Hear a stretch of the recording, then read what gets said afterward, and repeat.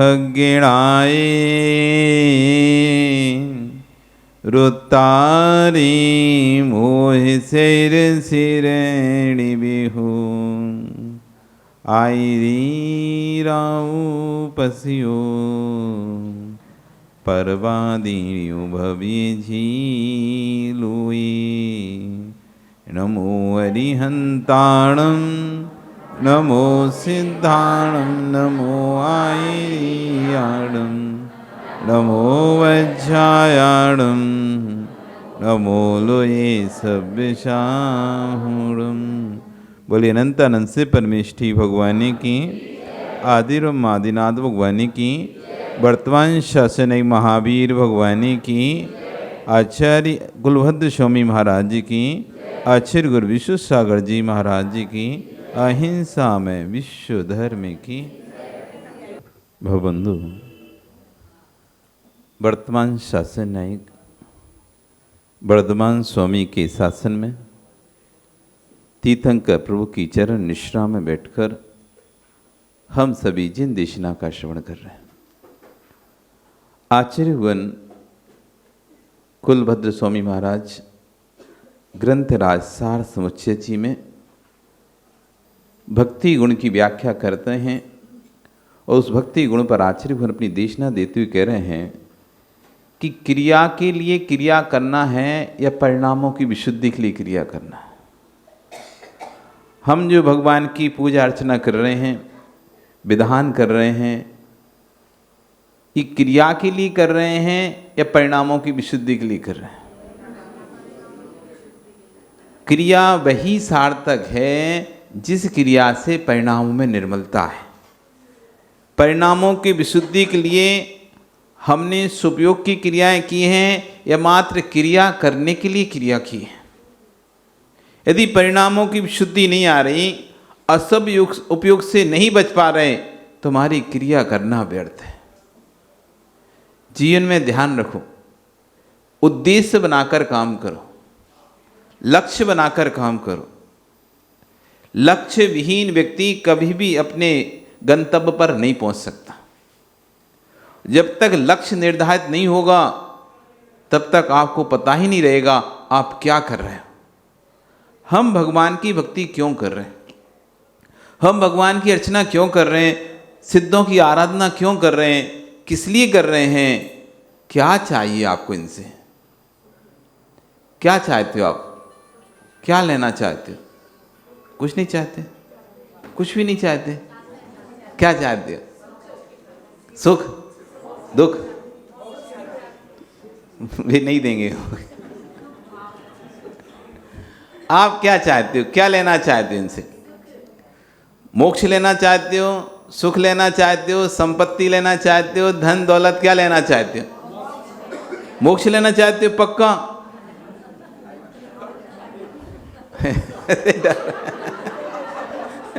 नहीं लेना चाहते हो? मोक्ष चाहते हो कि नहीं चाहते? मोक्ष चाहते हो, किससे चाहते हो? पूजा से कि भगवान से या हमसे? किससे मोक्ष चाहते हो? मोक्ष मतलब है? आप मोक्ष किससे चाहते हो? भगवान से? भगवान से मोक्ष चाहते हो, हमसे मोक्ष चाहते हो, पूजा सामग्री से मोक्ष चाहते हो? किससे मोक्ष चाहते हो तुम? मोक्ष चाहिए ना आपको? कि संसार से मोक्ष चाहते हो? किससे जा?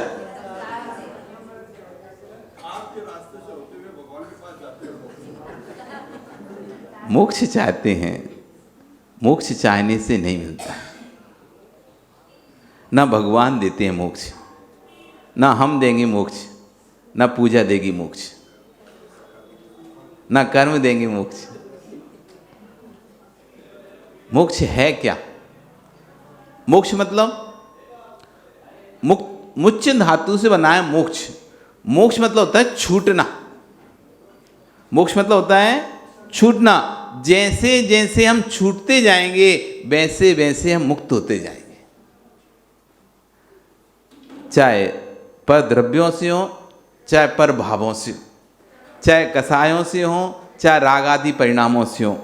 जिन जिन भावों से हम जैसे जैसे पृथक होते जाएंगे, जैसे जैसे कर्म होते जाएंगे, वैसे वैसे हमारा मोक्ष होता चला जाएगा। और जब पूर्ण रूप से जब मुक्त हो जाएंगे तब हमारा पूर्ण मोक्ष हो जाएगा। वो सिद्धालय में जाके फिर हम विराजमान हो जाएंगे। मोक्ष की सीढ़ी एक साथ नहीं मिलती, मोक्ष एक बार में नहीं होता।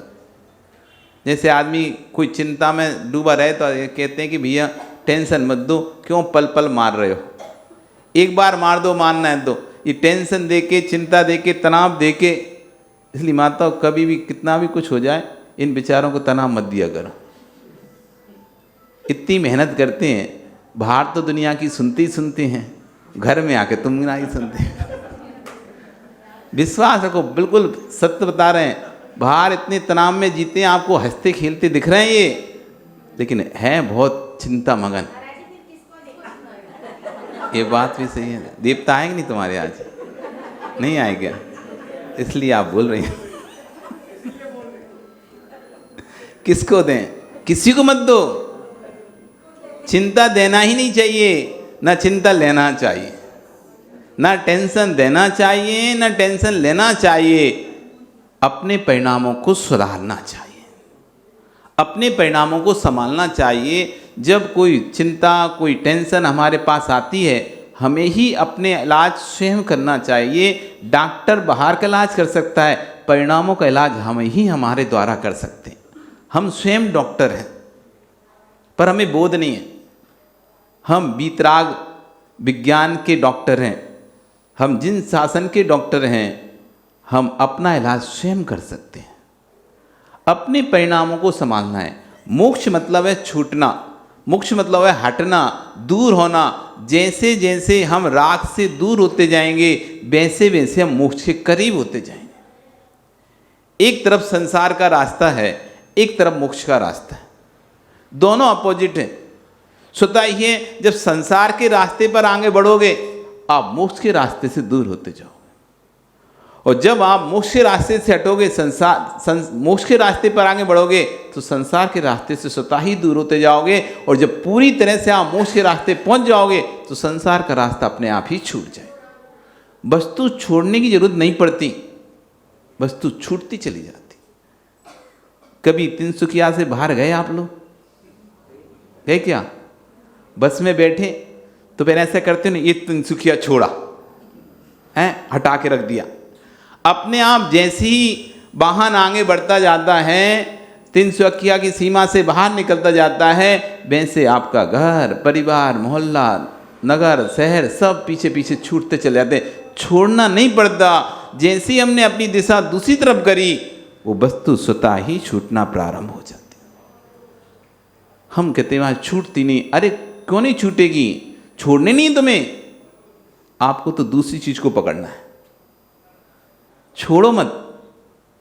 आप रात में भोजन करना मत छोड़ो। अरे कोई महाराज ये कैसी बात कर रहे हैं? हाँ, आप बिल्कुल रात में भोजन करना मत छोड़ो। आप तो दिन में भोजन खूब ठूस ठूस के करो। आप रात में मत भोजन छोड़ो, दिन में इतना कर लो कि रात में खाने की इच्छा नहीं होगी। छोड़ने की जरूरत नहीं, अपने आप छूट जाएगा। जब पेट भर जाता है, अब चाहे दिन हो चाहे रात, फिर व्यक्ति की इच्छा नहीं होती खाने की। भरा पेट है, अब नहीं खाना, भला रात भी कितनी पकवान बनाए, नहीं भैया नहीं खाना, पेट भरा है। खाली पेट होता है तो रात में पकवान, फिर उनकी कारण से हमारे अंदर भूख जागृत होते, क्योंकि भोजन के लिए हर कर्म का एक एक नौ कर्म होता है। हर कर्म के 9 कर्म होते हैं। कर्म है असाता वेदनी, जिससे हमें भूख लगती है, लेकिन उस असाता वेदनी कर्म के उदीर्णा के लिए 9 कर्म होता है। तो उसके आहार दंशरेण है, आहार दिख जाए, भोजन दिख जाए कि अच्छे आप जा रहे थे और कोई चाट ठेला दिख जाए और उस पर बढ़िया छोले टिक्की बन रही हो, कुछ हो रहा तो यार खा ले रहा, एक तो खा ले। आहार दंशरेण है, भोजन को देखने से भूख लगती। तत्सुपयोगेण है, आप व्यापार में काम कर रहे थे, लगे हुए थे, भोजन का याद नहीं, तभी किसी ने अरे 4 बजे के जाना नहीं है घर में खाना खाने, रात हो जाएगी, फिर हाँ यार भूख लगी है, चलो जल्दी। उपयोग आ गया वापस। अभी काम में लगे थे तो उपयोग समझ नहीं आ रहा था, हमें भूख लग रही कि नहीं लग रही है, लेकिन जैसे ही किसी ने याद दिलाया कि भैया रात हो जाएगी फिर तुम खाओगे नहीं, उपयोग आया, हाँ हाँ हाँ चलो चलो चलो भूख लग रही, जल्दी थाली लगाओ।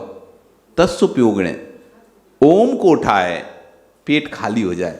जब अच्छी तरह से कभी पेट साफ हो जाता है तो बहुत तेज भूख लगती है, कभी कभी आपको बहुत ज़्यादा, आज तो बहुत तेज भूख लग रही है, जल्दी दो। तो ओम को उठाए पेट के खाली हो जाने पर, और वेदस्सुदीर्णाय, और असाता वेदनी कर्म की उदीर्णा होने पर ये आहार होता है व्यक्ति का। तो हर कर्म का 9 कर्म यहाँ पर दिया जाता है। ऐसे ही यहाँ पर हम जो भी कार्य कर रहे हैं उसके 9 कर्म हैं। राग 9, हमारा राग के 9 कर्म, परिवार, राग देश, लोगों से मिलना जुलना, संबंध संपर्क, ये हमारे राग का 9 कर्म है। जितना ज़्यादा हम संपर्क बढ़ाएंगे, जितना ज़्यादा लोगों से मिलेंगे, जितना ज़्यादा लोगों कुछ से जुड़ेंगे, उतना राग बढ़ेगा।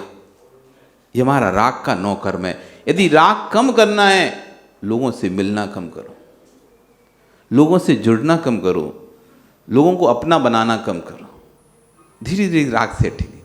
तो अच्छी धीरे शुभ उपयोग के लिए हम पूजा कर रहे हैं या अशुभ उपयोग के लिए पूजा कर रहे हैं। यदि हम शुभ उपयोग के लिए पूजा कर रहे हैं तो फिर लक्ष्य निर्धारित करना है, इस पूजा से हमें क्या हासिल करना है, इस पूजा से क्या हासिल करना है, हम क्यों ये अर्चना कर रहे हैं, क्यों ये पूजा कर रहे हैं, हमारा इस पूजा से क्या बदलाव हमें चाहिए। यदि जीवन में संयम व्रत ग्रहण करने के बाद यदि बदलाव ना आए तो व्रत ग्रहण करने से क्या फायदा, और जीवन में पूजा अर्चना भक्ति करने के बाद यदि कोई जीवन में बदलाव ना आए तो उस पूजा भक्ति अर्चना से क्या फायदा। आज आप लोग यहाँ पर इंद्र बनकर बैठ गए, सौधर्मी, ईशान, साहनात, महेंद्र, अनेक प्रकार के इंद्र बनकर आप यहाँ पर बैठे हुए हो, इंद्रों की वेशभूषा पहने हो। क्या परिणाम इंद्रों जैसे हैं क्या? अब अपने आप से पूछो, हम जिस वेशभूषा में इंद्र बनकर बैठे हैं, क्या हमारे परिणाम हमारा साथ दे रहे हैं क्या? यदि परिणाम साथ नहीं दे रहे हैं तो मात्र हमारी क्रिया मात्र रह जाएगी। परिणामों को पकड़ना है, उपयोग की धारा स्वयं की स्वयं में ही लगाना है। हो सकता है कि अच्छा काम, इतनी बात ध्यान रखना, यदि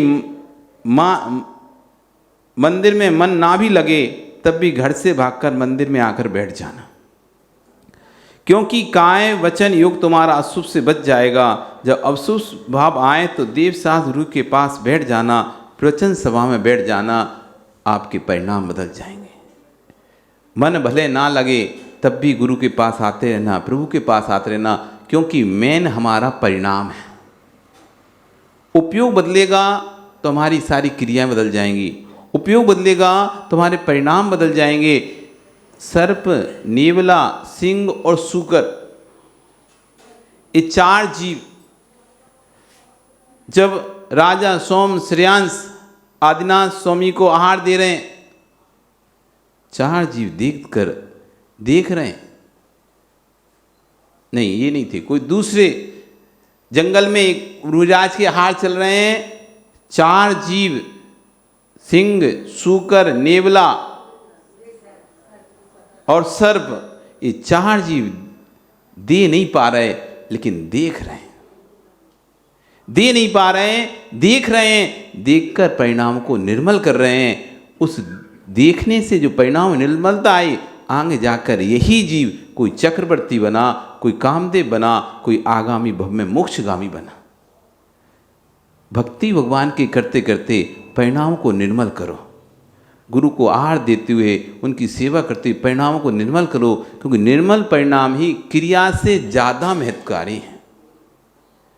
कोटि जन्म तप तपें खिरे, कर्म ज्ञानी के छिन्माई खिरे। जो करोड़ों वर्षों की तपस्या करने से कर्म का क्षय होता है, उतना कर्म का क्षय थोड़े से निर्मल परिणामों से ध्यान करने से ज्ञानी जीव के हो जाता है। तो कुल मिलाकर आचार्य यहाँ पर कह रहे हैं कि जो भव आपको सुर दुर्लभ, ये नरभव आपको प्राप्त मिला है, इस नर भव को प्राप्त करके नारकी बनने का उपक्रम मत करना। सुर दुर्लभ देह को प्राप्त करके देहातीत होने का उपक्रम करना। सिद्धों की आराधना कर रहे हैं। आज सिद्धों की आराधना में क्या चल रहा है? 148 गहन प्रकृतियों का वर्णन चल रहा है। ज्ञानावर्णी की 5, दर्शनावर्णी की 9, मोहिनी की 28, वेदनी की 2, आयु की 4, नामकरण की 93, गोत्रकर्ण की 2 और अंतराय कर्म की 5। ऐसे 148 प्रकृति का वर्णन चल रहा था। उसमें दक्षिणावर्णी प्रकृति का ज्ञानावर्णी कि ज्ञान का आवरण कैसे पड़ता है, मति ज्ञान का आवरण कैसे होता है, शुद्ध ज्ञान का आवरण क्या होता है, अवधि ज्ञान का आवरण क्या होता है। 5 ज्ञान है, मति ज्ञान, शुद्ध ज्ञान, अवधि ज्ञान, मनापरे ज्ञान और केवल ज्ञान। 5 ज्ञानों पर आवरण पड़ते हैं। सिद्धों ने इन 5 ज्ञानों के आवरण को हटा दिया है। दक्षिणावर्णी कर्म का जब आया उसमें बहुत अच्छी चीज आई, निद्रा। 5 प्रकार की नींद होती है। आपको कौन सी आती है? 5 प्रकार की नींद होती है। पहली नींद होती है निद्रा, बैठे बैठे सो जाते हैं। कोई पूछ सुन रहा है? सुन रहा है। मतलब बैठे बैठे सो जाएंगे और कोई कहेगा हाँ सुन रहे ना, सुन रहे। तो बैठे बैठे यहाँ वहाँ यदवा तदवा कहीं भी नींद आ जाए उसे कहते हैं निद्रा, कि बैठे बैठे सो जाना। दूसरी होती है पिछला, व्यवस्थित। जैसे आप रात में रोज सोते हैं ना और सुबह एक समय पर उठ जाते हैं, एक निश्चित समय पर सोते हैं, 10 बजे सोते हैं और 4 बजे उठ जाते हैं। ये पिछला 6 घंटे या 5 घंटे की जो नींद सामान्य नींद है वो उठ गए, ये पिछला निद्रा है, पिछला। फिर होती है निद्रा, निद्रा उठा रहे हैं बार बार, उठा रहे हैं, उठ जाओ उठ जाओ, भी नहीं उठते, उठा भी दिया तो फिर से सो गए। ये निद्रा, निद्रा कि नींद पर भी नींद आ रही है, नींद आई और उस पर भी नींद और आ गई, उठाने के बाद भी व्यक्ति नहीं उठ रहा। ये निद्रा, निद्रा नाम की निद्रा है। अब देखते जाओ कौन कौन सी आपकी। तीसरी पिछला, पिछला सो रहे हैं और मुंह से पूरी लार बह रही है, पूरा तकिया गीला हो गया। सुबह जब उठे ऐसा लग रहा है जैसे कोई एक लोटा पानी डाल दिया हो, पूरा कपड़ा गीला पड़ा हुआ है, पूरा तकिया आपका गीला हुआ है। ऐसी पिछला, पिछला सोते समय मुंह से लार बह रही है, ये पिछला, पिछला नाम की निद्रा हो गई। चौथी होती है स्थानीय गृध्य निद्रा। 5वीं स्थानीय गृध्य निद्रा कि पूरे काम करे आए, घूमे आए, उठ गए, सुबह रात में उठे, गेट खोलकर लघु शंका करे आए और आके सो गए। वो किसी के रात में तुम उठे थे? नहीं, मैं कब उठा, मुझे तो पता ही नहीं है, मैं उठा था क्या? तो याद नहीं रहता, नींदों में काम भी करे आना और याद नहीं। ये 5 प्रकार की निद्रा ये सिद्ध परमिष्ठियों ने 6 कर दी है, वो किसी प्रकार की। अब इसलिए आप कहते ना आप सुलाते नहीं। कौन कहता है भगवान सोते नहीं? हम कहते हैं भगवान नहीं सोते, आप सुलाते नहीं। भगवान ने निद्रा कर्म का नाश ही कर दिया है, अब वो कभी नहीं सोते। इसलिए जैन दर्शन में भगवान कभी शयन नहीं करते। लोगों की धारणा होती है भगवान रात्रि में सो जाते हैं या रात्रि में शयन करते हैं, सुबह आकर हम लोग उनको जगाते हैं। पर जैन दर्शन का जो प्रभु तीर्थंकर है उसने 5 प्रकार की निद्रा का त्याग कर दिया।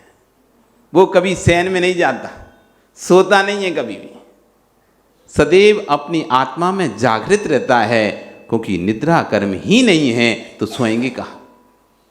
ये निद्रा कर्म था, निद्रा कर्म था, ये भगवान ने नाश कर दिया। 148 प्रवृत्ति में आगे कर्म आया था सहनन और संस्थान। अब आप तो ध्यान से पढ़ते नहीं, पढ़ते हो, पढ़ा था 6 प्रकार के सहनन और 6 प्रकार के संस्थान होते हैं। सहनन किसे कहते हैं पता है किसी को? सहनन मतलब होता है हड्डी की ताकत, उसको तो सहनन, सहन नहीं सहन करने की। आप कितना वजन सहन कर पाओगे, कितनी चीज़ को आप सहन कर पाओगे, ये आपकी हड्डी की मजबूती पर रहता है ना। तो जितनी हड्डी मजबूत उतनी वस्तु सहन कर सकते हैं आप। तो सहनन मतलब हड्डी की मजबूतियाँ। 6 प्रकार की हड्डियाँ होती हैं, मतलब 6 प्रकार की मजबूती है। शरीर 6 प्रकार का शरीर होता है। सबसे पहला बताया था वज्र विषम नाराज सहनन, जिसमें शरीर का हड्डी वज्र के समान होती है। वज्र मतलब होता है एक लोहे से भी मजबूत वस्तु, जिसको कहते हैं वज्र। जो तीर्थंकर बनने वाले होते हैं अथवा जिन जिन को मोक्ष जाना होता है उनको ये वाला सेनन मिलता है। सिर्फ 2 ही प्रकार के लोगों को सेनन मिलता है। ये 2 जगह जाने के लिए इस सेनन की जरूरत पड़ती है। एक तो मोक्ष जाने के लिए, मोक्ष जाने के लिए वज्र वृषभ नाराज सेनन की जरूरत पड़ती है। जिसके पास वज्र वृषभ नाराज यानी हड्डियां लोहे की, उसमें अंदर का मांस लोहे का, और ऊपर से जो खाल लगी है बेस्टन, ये सब लोहे का, मतलब लोहे सदस्य मजबूत। लोहे से मतलब लोहे के सदस्य मजबूती रहती है। कितना भी कहीं से भी गिर जाए, 1000 मंजिल ऊपर से भी गिर जाए, तब भी हड्डी नहीं टूटेगी, वो पत्थर टूट जाएगा। हनुमान जैसा, हनुमान जब बचपन में थे उनको वज्र वृषभ नाराज सेन, जो मोक्ष जाने उनको वज्र वृषभ नाराज सेन मिलता है। तो जब बचपन का जन्म हुआ तो किलकारी भर रहे थे विमान में, और जैसी किलकारी हाथ से छूटे तो नीचे जाके गिरे। तो अंजना तो रोने लगी, क्या हुआ बेटे को? तब गया, लेकिन नीचे जाके देखते हैं कि चट्टान टूट टूक हो गई, लेकिन बेटा वैसे ही हंस रहा है। ये वज्र वृषभ नाराज सेनन होता है। फिर होता है वज्र नाराज सेनन। ऊपर का वेस्टर्न सामान रहेगा, मांसपिंड सामान रहेगा, बस हड्डी वज्र की रहेगी। ये वज्र नाराज सेनन। वज्र वृषभ नाराज सेनन बताते 2 ही जगह जाने में काम आता है। एक तो मोक्ष जाने में और दूसरे नरक जाने में। जिसको सबसे फाइनल ऊपर की स्टेज चाहिए यानी मोक्ष सिद्धालय, सो से वज्र वृषभ नाराज चाहिए, और जिसे 7वां नरक चाहिए उससे वज्र वृषभ नाराज सेनन चाहिए। 7वें नरक जाने के वाला व्यक्ति सामान्य व्यक्ति नहीं होता, तीव्र शक्ति होना चाहिए। नीचे जाने के लिए भी शक्ति लगती है और ऊपर जाने के लिए भी शक्ति लगती है, दोनों जगह शक्ति चाहिए। तो वज्र वृषभ नाराज। दूसरा होता है नाराज। नाराज मतलब हड्डियां वज्र की हैं, लेकिन वेस्टन और मांस आदि ये सामान्य है।